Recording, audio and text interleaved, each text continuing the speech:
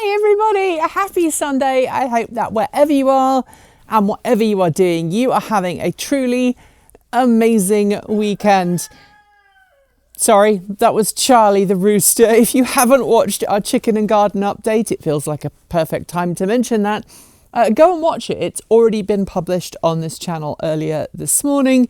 And in it, I'm talking about all the things that I have been doing in the garden, which is quite a lot. But knowing that not everybody who watches this likes chickens and gardens, let's keep that for that video and instead focus on the topic for today's Sunday Musing. As usual, Sunday Musings are a chance for us here at Transport Evolved to ask you all your opinions on something that has been bothering us or rattling around in our skulls over the last couple of weeks or months or however long. And today, I want to talk to you about mergers.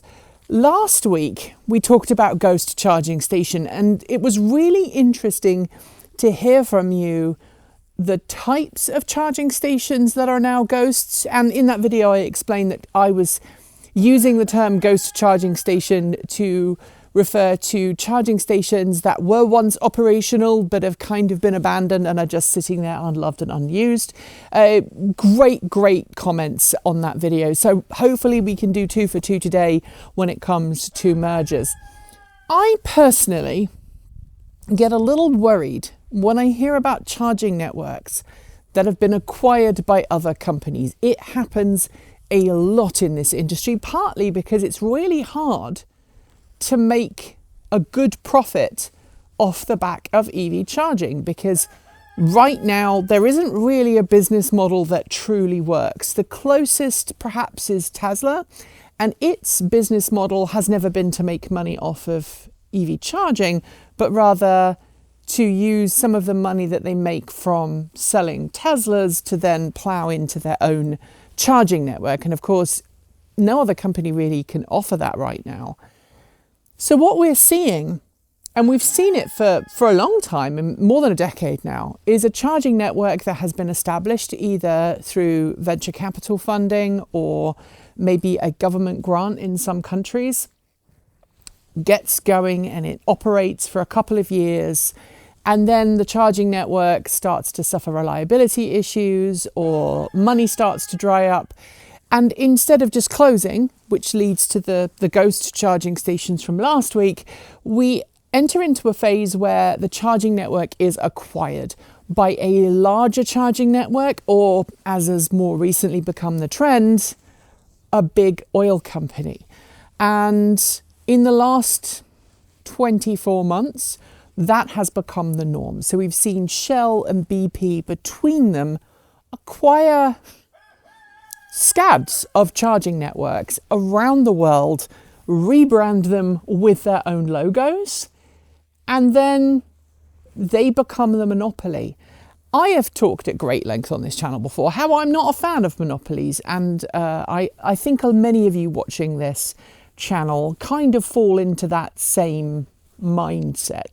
Monopolies lead to issues when it comes to unfair pricing. There's no competition. At the same point, I love the idea of making charging networks a public thing, something that as a community we all own and have a part of. I know that for some people that leans too far into like the socialism camp, and I'll take that on the chin. I don't mind admitting that. But somewhere in the middle where there's kind of a public-private partnership is a lot better in a lot of ways, I think, than letting a big oil company, a big multinational oil company, come along and sweep that charging network up, buy it, and then do with it what they will. And we have started to hear stories, both from Shell and from BP, not from the companies directly, but from insiders at the company, from engineers who work on the charging networks, that suggest both of those companies are now starting to scale back their promised investment into EV charging stations. We've heard of companies pulling out of the market in certain areas, certain countries, certain regions. We've also heard about networks putting up prices or ending the concept of free charging. A couple of years ago, we went to see Volta. In fact, it was this time last year, we went to see Volta down in San Francisco. And shortly after we went to see them, they were acquired. I think they were acquired by, I want to say they were acquired by BP. It may have been Shell. I can't remember now. Forgive me for that. I'm going off memory here. I know Kate's working on a script for it right now that's coming next week. So keep your eyes peeled for that.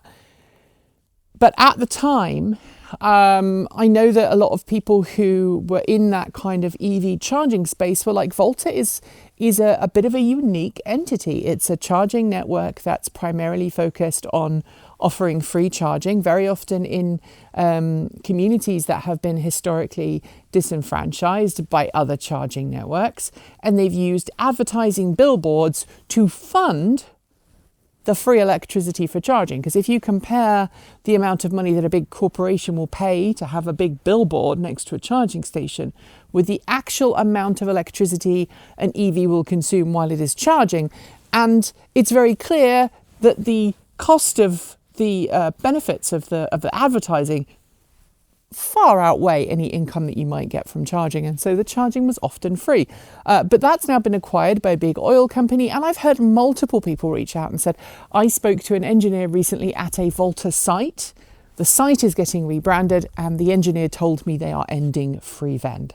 In other words, we're going to have to start paying for it.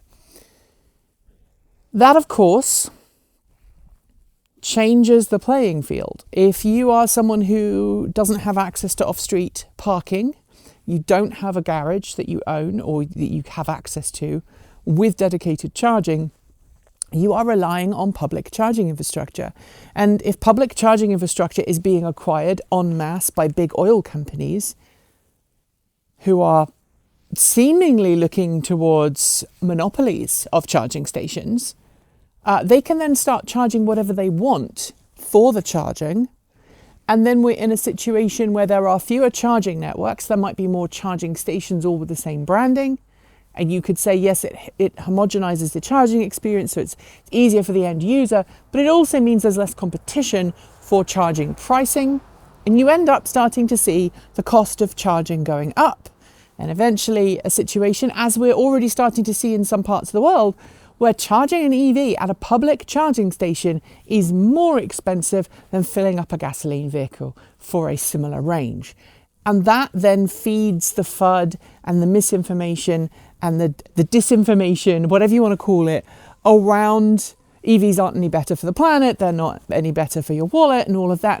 And those of us who have been driving EVs for a really long time know that's patently false, as long as charging is provided in an equitable and sustainable way. And there are business models that suggest that that is possible. The old Volta business model certainly seemed to back that up. The idea that you find someone who has a billboard that they want to put up, you get them to pay for advertising on your billboard. You have to have electricity to that to light up the billboard.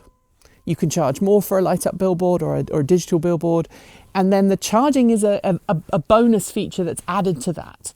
That kind of business model works.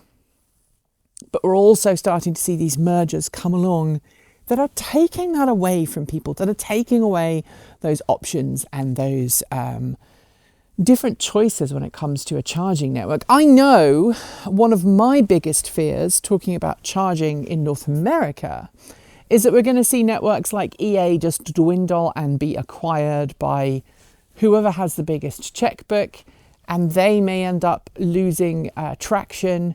Rightly so in some regards, because Electrify America's support and reliability has traditionally been pretty terrible.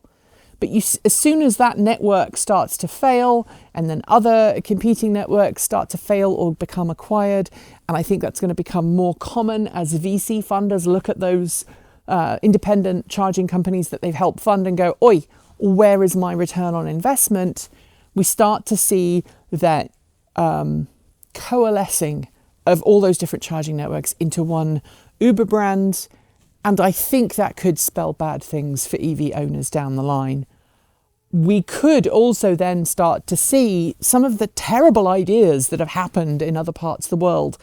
Israel, for a long time, I don't know if it's still true or not, But at one point, Israel outright banned charging stations in certain areas. They wanted you, because of Better Place, because of the political connections that Better Place had, which it did. It had some former government people on its board, I believe.